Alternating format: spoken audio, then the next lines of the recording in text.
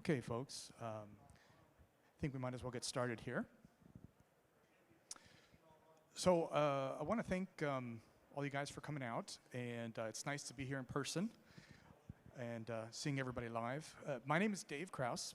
I'm with the Office of the CTO at Siena, and I've been in networking for, I don't know, about 25 years. Started off designing IP MPLS networks. Did a brief stint doing something similar in the IC community, and then moved over to Siena, where I'm now responsible for looking at new networking technologies, new techniques for networking, and all those kinds of things. Now, today what I'm going to talk to you about here is cyber analytics for a safer network. Basically, we're going to talk about how you can potentially use the network itself as a sensor.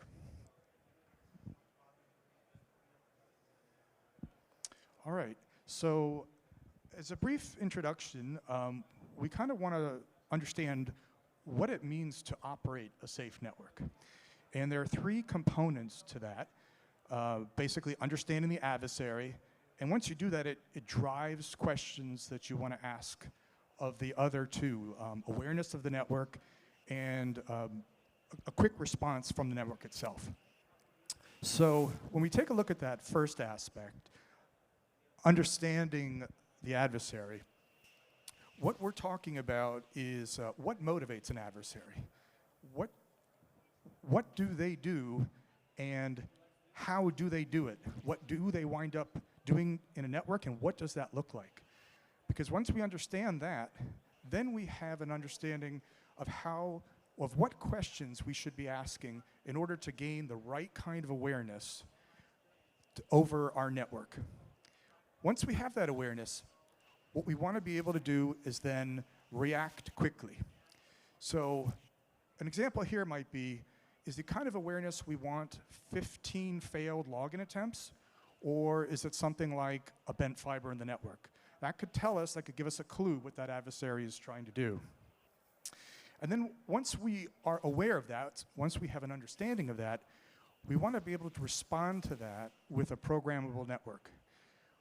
We want to be able to use orchestration and software control to modify our network to mitigate what's going on. So today, we're going to focus more on the awareness and the response piece. That first piece, understanding the adversary, is a much broader topic that is for a different talk. Probably right at home here, but we're going to focus on the other two pieces today. Okay, so one of the things that I've observed in my years of networking is that networks are everywhere these days. But we usually use networks to transmit data across them. We often think of a network as simply the infrastructure that carries data, that carries things across it. But the reality is, like a spider's web, the network itself can contain and have valuable information. Another way to look at it, as we sort of draw this parallelism, is that the spider sitting at the center of the web is not too much unlike a security operations center, constantly monitoring what's going on around it and trying to understand the environment based on the analytics and the telemetry coming off its web. One of the things is that when we take a look at cyber attacks, there's a principle called LowCards exchange principle that basically says any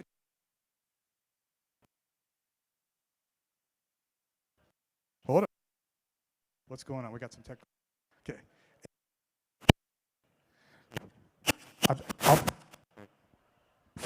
What do you want to bet the battery is going on this thing?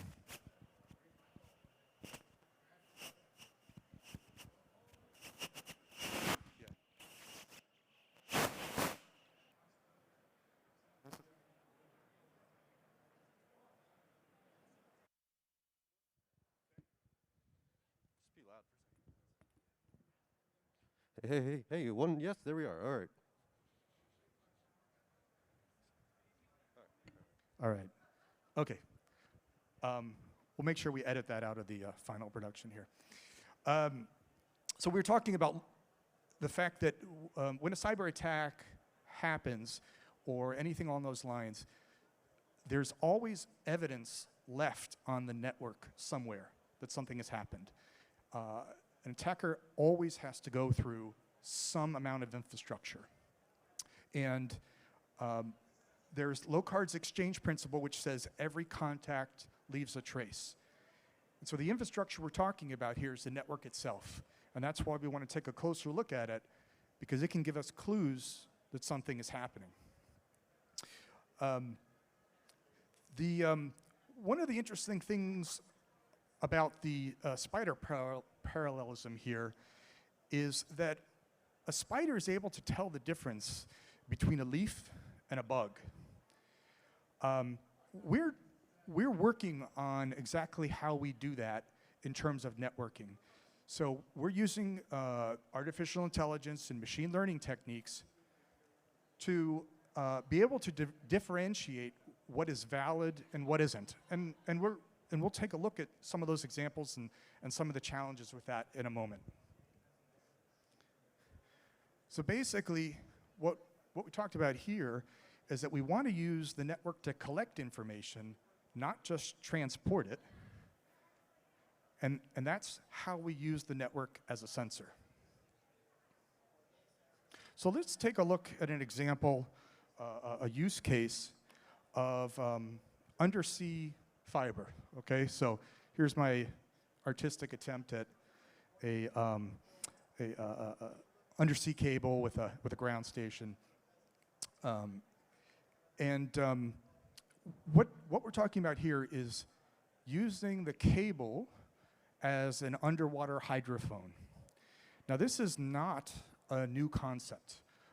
This has been around for about 25 years, and you're probably familiar with fiber optics with communications. But as it turns out, fiber optics can actually detect some pretty minute changes in the environment around them. So if you can imagine a large object going through the water, it's distorting the water and it's changing the pressure above the cable.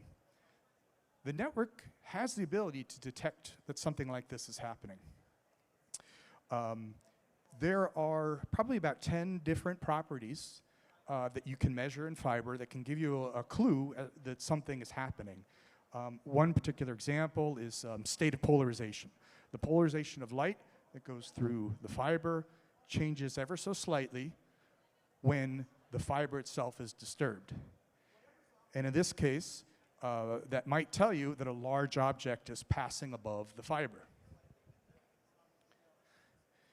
Now, one problem is, how do we determine that that large object is a whale as opposed to a submarine, or vice versa? Or even Bruce here.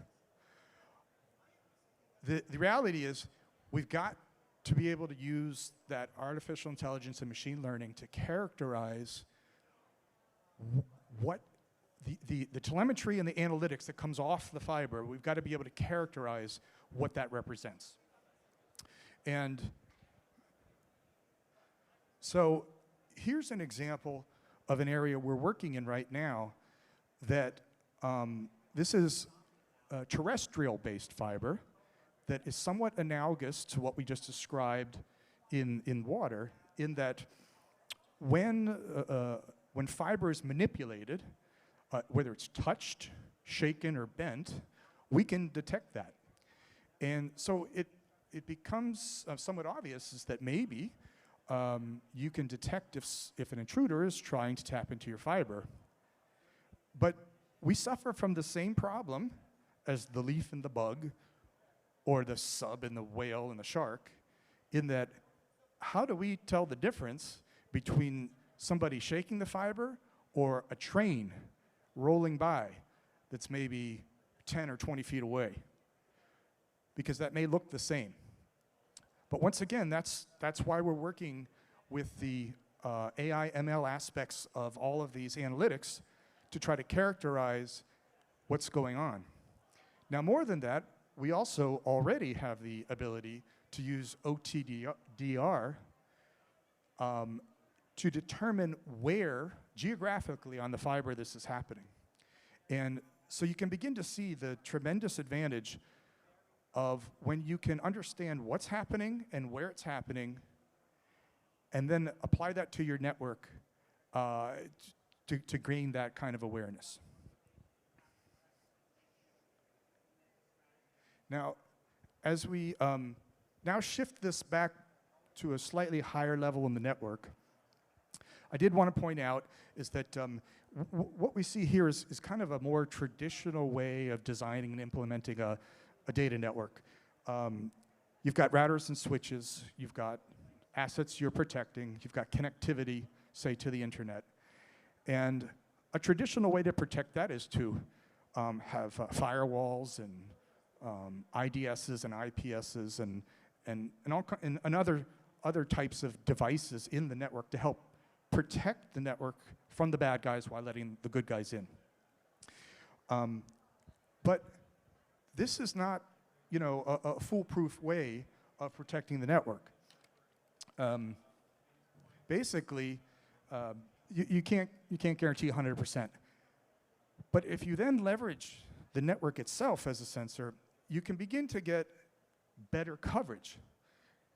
You can not only use some of those devices that you're already using, maybe the firewalls protecting the network from the internet, but now you can also use the routers and the links between them also as sensors.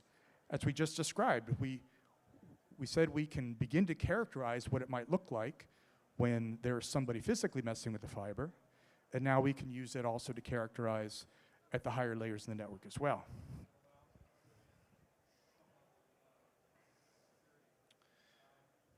And then finally, looking ahead here, one might ask the question, well, where is this all going, and what's sort of in store for us for the future?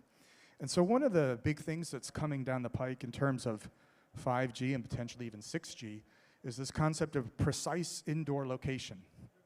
This is already being developed. It's pretty much still in the research labs at the moment, but you can see that by using the network as the sensor, you can begin to essentially geolocate, precisely locate where objects are. Now, in sort of a hospital setting, the picture in the upper left corner there, that might be useful for a variety of reasons. But there's also other safety reasons where that can come in useful.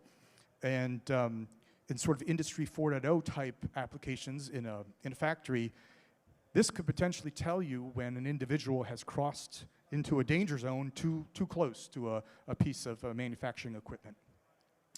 But also, let's not forget sort of local, state, and federal government type activities in terms of public safety, first responder networks, but also, interestingly, on the battlefield. So if you can imagine, you have precise location and also have the ability to use the network to understand where things are, you can use that to your advantage on the battlefield.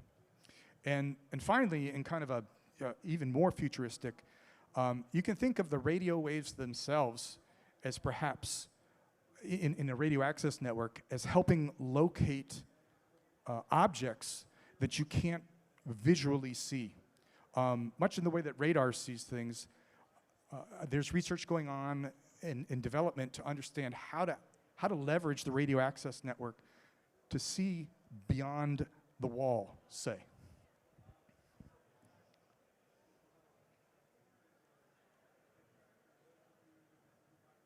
And basically with that concludes my micro keynote here. And so I want to give you all a macro thank you. I've got my email address here if you'd like to get in touch. And we also have a booth here. You're welcome to come by and talk about it further. Thank you very much.